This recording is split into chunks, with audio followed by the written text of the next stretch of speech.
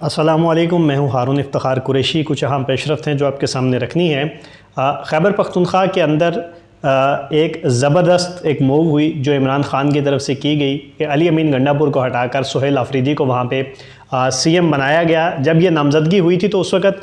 मुख्तलिफ़ लोग और ख़ुसूसी तौर पे मुस्लिम लीग नून जो इस वक्त हुक्मरान जमात है उसके लोग सामने आए और उन्होंने कहा कि हम सुहेल आफरीदी का रास्ता रोकेंगे क्योंकि वो दहशत गर्दों के लिए सॉफ्ट कॉर्नर रखता है और अली अमीन गंडापुर चूँकि दहशत गर्दों को फैसिलिटेट नहीं करता था तो इसलिए उसे हटाने का फ़ैसला किया है इमरान ख़ान ने। और जो पार्टी है वो भी दहशत गर्दों को फैसिलिटेट करती है और उनका जो मौक़िफ़ है, जो नज़रिया है वो यही है। उसके बाद बहुत सारी चीज़ें आई, बहुत सारे लोगों ने सुहेल आफरीदी के हवाले से चीज़ें लिखी और उनके हवाले से तफसीलात दी कि सुहेल आफरीदी कौन है। मगर अब इमरान ख़ान की तरफ से सुहेल आफरीदी के हवाले से कुछ चीज़ें जो हैं वो सामने आई हैं जिसमें उन्होंने सुहेल आफरीदी के हवाले से लिखा है कि सुहेल आफरीदी कौन है। और अब इस ट्वीट के बाद और इस पैगाम के बाद जो सारी चीज़ें हैं वो वाज़ेह होती हुई नज़र आई हैं और उसके बाद किसी की भी कोई बहस बनती नहीं है।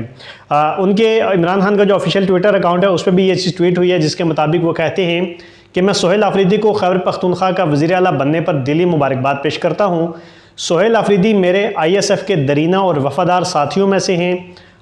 मुझे पूरी उम्मीद है कि वो वो कहते हैं कि मुझे पूरी उम्मीद है कि वो मेरी तवक्कुआत और तहरीक इंसाफ के नज़रिए के एन मुताबिक बहैसियत चीफ़ मिनिस्टर खैबर पख्तूनख्वा में एक इनकलाबी काम करेंगे। मुझे खुशी है कि इस मौका पर अली अमीन गंडापुर ने नहायत बावकार तरीके से हुकूमत की मुंतकिली यकीनी बनाई। और जब ये ऐलान हुआ था तो उस वक़्त अली अमीन गंडापुर के हवाले से कुछ लोग ये कह रहे थे कि शायद वो इस चीज़ को ना माने और शायद कोई रेजिस्टेंस करें, मगर अली अमीन गंडापुर ने कहा कि इमरान ख़ान मेरा लीडर है, इमरान ख़ान जो फ़ैसला करेगा हम उस फ़ैसले को कबूल करेंगे। अच्छा, फिर इमरान ख़ान ने कहा कि मैं गुज़श्ता 2 सालों में होने वाले कत्लेआम के 4 बड़े वाक़यात, जिनमें 9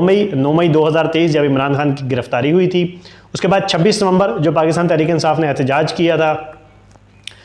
फिर कहते हैं कि आज़ाद कश्मीर के अंदर जो वाक़या हुआ, अभी हाल ही में आज़ाद कश्मीर के अंदर जो एक वहाँ के लोगों ने वहाँ की आज़ाद कश्मीर की हुकूमत से कुछ मुतालबात के लिए लोग जो है वो सड़कों पे निकले थे।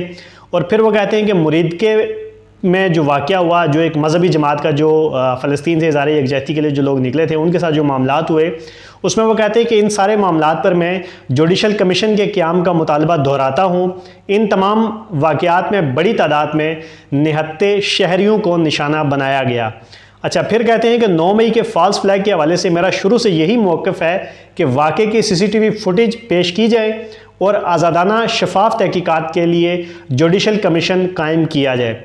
जिस पर अफसोस है कि कोई अमल दरामद नहीं हुआ, बल्कि उल्टा मुतासरा फरीक के ख़िलाफ़ ही झूठे मुकदमात बनाकर बग़ैर शफाफ तहकीकात और सबूत के मिलिट्री कोर्ट्स और कैंगरू कोर्ट से 10-10 साल कैद की सज़ाएँ सुनाई गई। हालांकि इस दिन निहत्ते शहरियों और सपोर्टर्स को निशाना बनाया गया था। 9 मई के केसेस में पाकिस्तान तहरीक इंसाफ की क़यादत समेत सैकड़ों कारकुनान ऐसे थे जिन्हें अदालत ने सज़ाएँ सुनाई थी और क़यादत के बहुत सारे लोग ऐसे थे जिन्हें 10-10 साल कैद की सज़ा अदालत ने सुनाई थी।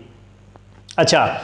फिर वो आखिर में वो कहते हैं कि यही वारदात 26 नवंबर को दोहराई गई जब निहत्ते पुरअमन मुजाहिरीन को डायरेक्ट बराह रास्त निशाना बनाया गया। अगर 9 मई के हक़ाइक़ सामने आ जाते तो 26 नवंबर और उस जैसे वाक़यात ना होते।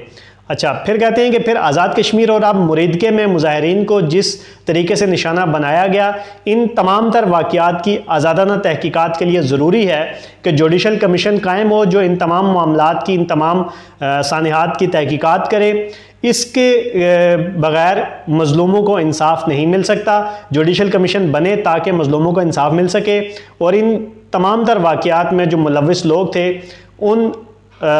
लोगों को कैफ़रे किरदार तक पहुँचाया जाए। फिर जो आखिरी चीज़ उन्होंने की उसमें वो कहते हैं कि अब अगर निहत्ते शहरियों को